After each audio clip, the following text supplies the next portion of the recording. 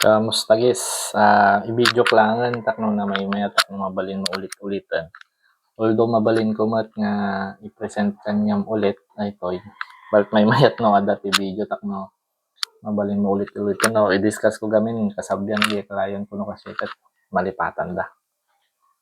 So Tagalog ko langan baka na maawatan ni Mickey. So yung product guys, ang pangalan ng product ay Sunmax Link Prime. Nag-assume lang kasi ako na wala pa kayong insurance kaya ito yung ginawa ko na lang. Parang ito kasi yung pinakamaayos para sa akin. Ito yung madalas kong ino-offer. Yan. So naggumawa na lang ako ng summary andito. Maya discuss natin. So yung product guys is insurance talaga ito na may kasama lang siyang portion na investment. Yan yung iba kasi na mali yung pagkaka-discuss nila, parang pinapalabas nila yung product na to na investment. So, abas aja guys, bali insurance talaga ito adala ang investment na part na. And so, i-discuss ta. Kasabyan gamit ang muti tao, ang alam kasi ng tao pag insurance, parang sa death lang siya, pero hindi. Tingnan mo, kung titingnan mo guys, yung living benefits mas marami kaysa dun sa death benefit isa lang. Yan. So, bali, ito pala guys yung annual premium ng mga plan nyo. Bali, pare-parehas kayo i-plan nga inaramid ko. Kayo nga talo. So, yung kay anak mo, almost 18K. Yang sa'yo, almost 25. Yung kay Mickey, andan ni 22K. So, mamaya i-total natin para maano mo kung magkano siya yearly. Yan. So, i-discuss ko muna yung benefits niya guys. Number 1 nakalagay dito, meron siyang total disability benefit. Yan, nakalagay dyan guys, waiver of premium. Ano yan? Yung plan kasi guys, 10 years ito. Example lang naman, hindi naman sa halimbawa, na-disgrasya si client. Tapos 1 year pa lang yung nahulugan niya. Doon papasok itong total disability benefit. Halimbawa, yung na-disgrasya yung client, tapos na-disable siya nga makatrabaho. Siyempre, may 9 years pa siyang babayaran kay Sun Life. Hindi niya na yung mababayaran. So, yun yung isang benefit niya. Nung na-disable ni client, yung premium na hindi na nabayaran, si Sun Life na ang magbabayad noon yearly. So, kung halimbawa, sa'yo, sample lang naman guys, halimbawa, 1 year pa lang nahulugan mo, 24,395. Yung 9 years na 24,395, yun na yung babayaran ni Sun Life para sa'yo kung na-disable. Ayan. Kung na-aksidente naman guys, ito number 2, merong accidental death, dismemberment, and disablement benefit na worth 350,000. Ayan. Meron kayong insurance sa accident na worth 350,000. Ayan. Yung mga body parts nyo guys, magkakaroon na ng halaga. Dito sa plan nakalagay, ayan, meron siyang chart, makikita nyo kung magkano na yung halaga. No natay, pag namatay sa accident, makli-claim na yung 350,000 na may i-discuss ko, may summary ako dyan sa baba. Pali ito guys, halimbawa naputol yung thumb, sabi niya. So, ang makli-claim nyo, halimbawa lang naputol, na-disgrasya motor, naputol ito nabunang naputol, putol talaga ang nablulaang. Tima-claim nyo 15% ijay 350K. Basta yung 350,000 na yan, pondo nyo yan sa accident. Halimbawa, nabulag. Halimbawa, na-aksidente din, nabulag yung isang mata. Ayun, nakalagay. Sight of one eye. 50% 350K. Tima-claim. Halimbawa, so yung 50% yan, 175K. Nabulag yung may isang mata. Tapos, diba, dapat na bati nga, 175K na kalahati. Basta yung 350, intact yan na accident insurance nyo. Nandyan yung chart. Tapos, no na-disablement guys na walang na dito. Halimbawa, naumtog lang. Tapos disable na. Ang mangyayari, yung 350,000 ibibigay sa inyo ni Sun Life ng yearly for 10 years. So, may marireceive si client na 35,000 yearly. Aside pa doon sa may isa pang benefit ng disabled yung waiver of premium.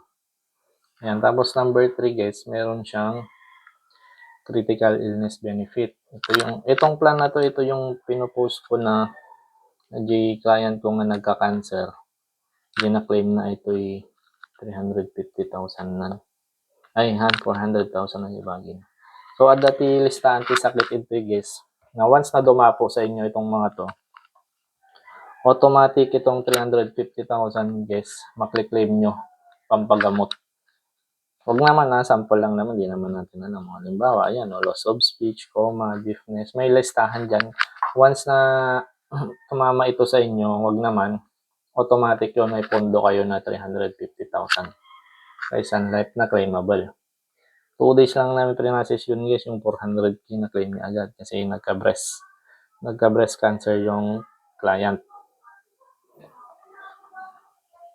Ayan, tapos number 4 guys, ayun nga, meron din siyang investment part. Yung pera mo kasi dito guys, sa first 5 years, hinahati talaga na yung bayad mo na pupunta sa insurance at yung iba na pupunta sa investment. So, everything guys, no? Ito lang ti part nga hanga guaranteed ta invested ito bali nilagay ko yung investment nyo sa global stocks na kasi alanganin dito sa Pilipinas. So, i-invest yung pera nyo kung sakali sa global stock. So, nung mapansin mo ni charges ko na sa first 5 years, medyo malaki pa talaga yung nakukuha ng insurance. Tapos, after 5 years, halos yung mga binabayad mo, napupunta na sa investment. At the same time, syempre, covered ka pa rin lahat nung nasa plan. Ayan. So, nag-assume lang ako dito lagay ako dito, after 10 years, nasa 200,000 na yung laman ng plan. Ayan. Ay guys, depende kanya. Anytime mo tayo mabali mo withdrawon, basta i-advise ko lang, huwag niyong ubusin yung laman ng fund value, yung investment nyo. Kasi no inibus yun, ginuyod yung amin, maawan mo't lang adi plan yun. So, sa akin, ang ginagawa ko, pwede naman pabayaan lang, pero kung kailangan mo talaga, pwede kang mag-withdraw, pero wag mong ubusin, guys. Ayan, para covered pa rin kayo nung insurance. Ayan, so number 5 na benefit nga, yan, death benefit. Mayroon kayong life insurance na 700,000. So, yung parang halaga ng buhay mo, guys, is worth 700,000 na. Ayan, so, nagaramid ak ito yung iti scenario, guys, na di tayo garod may bagat biyag tatan. Nagikabilak ito yung death via accident. Nangyari ito after 10 years, kunyari, nalpas mo dyan planan. Although, guys, kahit hindi mo pa natapos yung plan, kahit 1 year pa lang nahulugan mo o 3 months, matik yan, wag naman, no natay.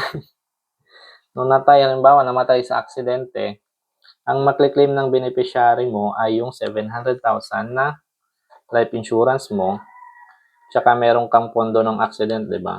No natay sa accident, 100% gamin maklaim ay 350,000. So, plus din yon. And then, kung halimbawa, 10 years nga nangyari, wag naman, may laman na din na 200,000 yung investment mo, pati yun guys ibibigay. So, lahat yun ibibigay ni Sun Life sa beneficiary mo. Ayan. Kung may nagawa ka namang withdrawal, pwedeng ito lang naman ang hindi guaranteed guys itong investment. Pero once that happens via accident, kung magkano laman ng fund value at yung life insurance mo tsaka yung sa accident insurance mo, makle-claim lahat yun ng beneficiary mo. So, a total of 1.250 ang makle-claim. 1,250,000. No, halimbawa, 1 year pa lang nahulugan. Amin na ito yun, claimable yan ni beneficiary. Ore 24k pa lang naihulog mo wadi. Tapos halimbawa, yung pan value mo meron na din 20,000. Pati yun, ibibigay na kaagad yan. Lahat yan talaga. Yun ang ng insurance, maganda sa insurance na anytime, wag naman kung tawagin tayo ni Lord, may maiiwan at may maiiwan sa family natin. Kapalit lang ng magkano lang na hinuhulog. Ayan. So, no, na time at dalawa lang naman ang cause ng accident, di ba? It's either accident or malalang sakit. So, either way, halimbawa, namatay sa critical illness. Di ba, bago naman mamatay sa malalang sakit, abas yun, surat ko din. Nagpapagamot pa naman. Ayun, so, ayun, nakalagay, death by a critical illness. Bago matay mo, maklaim na pa, ito'y critical illness ko, mas na isurat ko. So, parehas lang, yung natay, bago matay mo, maklaim na lata, adya critical illness na 350, adya life insurance 700,000, kanya investment. So, whatever yung cost ng death, ayan, malaki at malaki yung maiiwan sa beneficiary mo guys, kung sakali. Ayan, so, ganyan lang siya. Kasi nag-assume nga 150 insurance yo. Adamot insurance guys nga no kayat yo health insurance lang siya.